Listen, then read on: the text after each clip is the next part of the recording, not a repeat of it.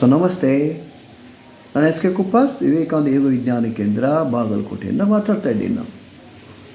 So ಮನಸ್ಸಿನ ಮೇಲೆ ನಿಯಂತ್ರಣ ಸಾಧಿಸೋದ್ರಿಂದ ಎಂಟೈರ್ ನಮ್ಮದು ವ್ಯಕ್ತಿತ್ವದಲ್ಲಿ ಬದಲಾವಣೆಗಳಾಗುತ್ತೆ.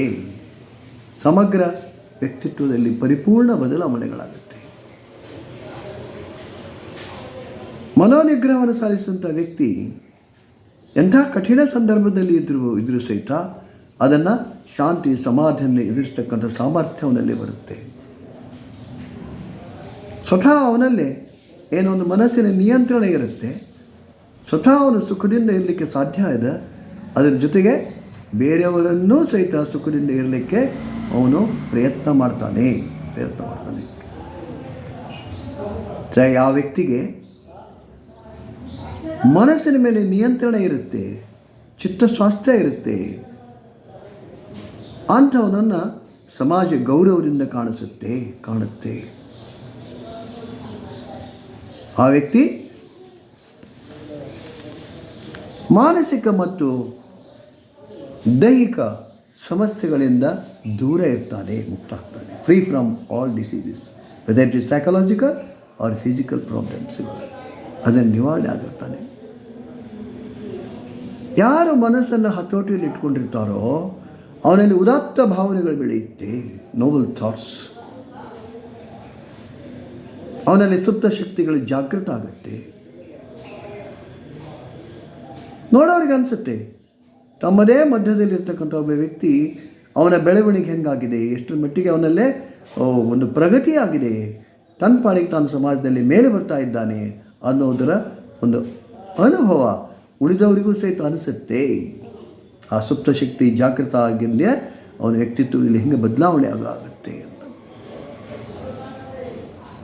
ಸಂಸ್ಕೃತ ಸುಭಾಷಿತ ಹೇಳುತ್ತೆ, ಯಾರು ಈ ಜಗತ್ತನ್ನು ಗೆಲ್ಲಬಲ್ಲರು, ಯಾರು ತನ್ನ ಮನಸ್ಸನ್ನು ಗೆಲ್ಲುತ್ತಾರೋ ಅವರು ಮಾತ್ರ ಈ ಜಗತ್ತನ್ನು ಗೆಲ್ಲಲಿಕ್ಕೆ ಸಾಧ್ಯ ಇದೆ.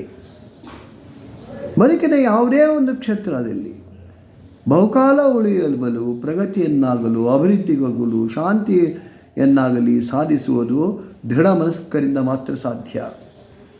ಯಾರಿಗೆ ಮನಸ್ಸಿನ ಮೇಲೆ ನಿಯಂತ್ರಣ ಇದೆ, ಹತೋಟಿ ಇದೆ, ಅವರಿಂದ ಮಾತ್ರ ಇದೆಲ್ಲ ಸಾಧ್ಯ. ಯಾವುದೇ ಕ್ಷೇತ್ರ ತಗೋಬೋದು, ಆ ಕ್ಷೇತ್ರದಲ್ಲಿ ಅವರು ಪ್ರಗತಿ ಹೊಂದುತ್ತಾರೆ, ಹೆಚ್ಚು ದಿವಸ ಅಲ್ಲಿ ಉಳಿತಾರೆ. ಸೊ ಯಾವುದೇ ಕ್ಷೇತ್ರ ತಗೊಂಡು ಆ ಕ್ಷೇತ್ರದಲ್ಲಿ ಅತ್ಯುನ್ನತ ಸ್ಥಾನಕ್ಕೆ ಆ ವ್ಯಕ್ತಿ ಹೋಗ್ತಾನೆ. ಸೊ ಅದು ದೃಢ ಮನಸ್ಕರಿಂದ ಮಾತ್ರ ಸಾಧ್ಯ.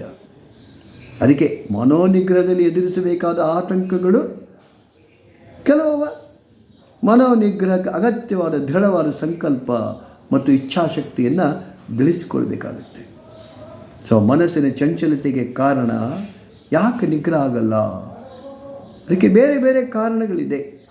ಸೊ ನಮ್ಮ ಆಚಾರ ಇರುವುದು, ವಿಚಾರ ಇರ್ಬೋದು, ಆಹಾರ ಇರ್ಬೋದು, ವ್ಯವಹಾರ ಇರ್ಬೋದು, ಸೊ ಬೇರೆ ಬೇರೆ ಕಾರಣಗಳೇ ಇದೆ. ಆ ಕಾರಣಗಳಿಗೆ ನಾವು ಪರಿಹಾರವನ್ನು ಕಂಡುಕೊಂಡು ಅದನ್ನೆಲ್ಲ ನಿವಾರಣೆ ಮಾಡಿಕೊಂಡು ಅದರ ಮೇಲೆ ನಿಯಂತ್ರಣ ಸಾಧಿಸಿದಾಗ ಮನಸ್ಸಿನ ಮೇಲೆ ನಮ್ಮದು ನಿಯಂತ್ರಣ ಬರಲಿಕ್ಕೆ ಸಾಧ್ಯ ಇದೆ, ಮನೋನಿಗ್ರಹವನ್ನು ಸಾಧಿಸಲಿಕ್ಕೆ ಸಾಧ್ಯ ಇದೆ. ಬನ್ನಿ, ನಮ್ಮ ವಿವೇಕಾನಂದ ಯೋಗ ವಿಜ್ಞಾನ ಕೇಂದ್ರದ ನಿರಂತರ ಯೋಗ ವರ್ಗಗಳು ಆಫ್ಲೈನ್ ಮತ್ತು ಆನ್ಲೈನ್, ಬೆಳಗ್ಗೆ 6ರಿಂದ 7, ಸಂಜೆ 6ರಿಂದ 7 ಯಾವುದಾದ್ರೂ ಒಂದು ವರ್ಗದಲ್ಲಾದರೂ ಸಹಿತ ಭಾಗವಹಿಸಿ. ಸೊ ಯೋಗದ ಒಂದು ಲಾಭಗಳ ಅಥವಾ ಫಲವನ್ನು ಅನುಭವಿಸಿದಾಗ ಅದರಿಂದ ಆನಂದ. ಯೋಗದ ಜೀವನ ಶೈಲಿಯೇ ಬೇರೆ.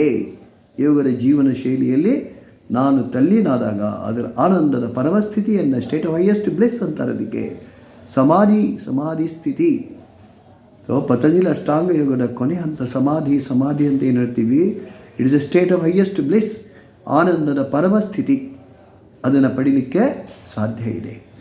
ಸೊ ನಮ್ಮದೇ ಯೂಟ್ಯೂಬ್ ಚಾನಲ್ ಇದೆ, ವಿವೇಕಾನಂದ ಯೋಗ ವಿಜ್ಞಾನ ಕೇಂದ್ರ ಬಾಗಲಕೋಟೆ ಅಂತ. ಅದಕ್ಕೆ ಸದಸ್ಯರಾಗಿರಿ, ಸಬ್ಸ್ಕ್ರೈಬ್ ಆಗಿರಿ. ಧನ್ಯವಾದಗಳು.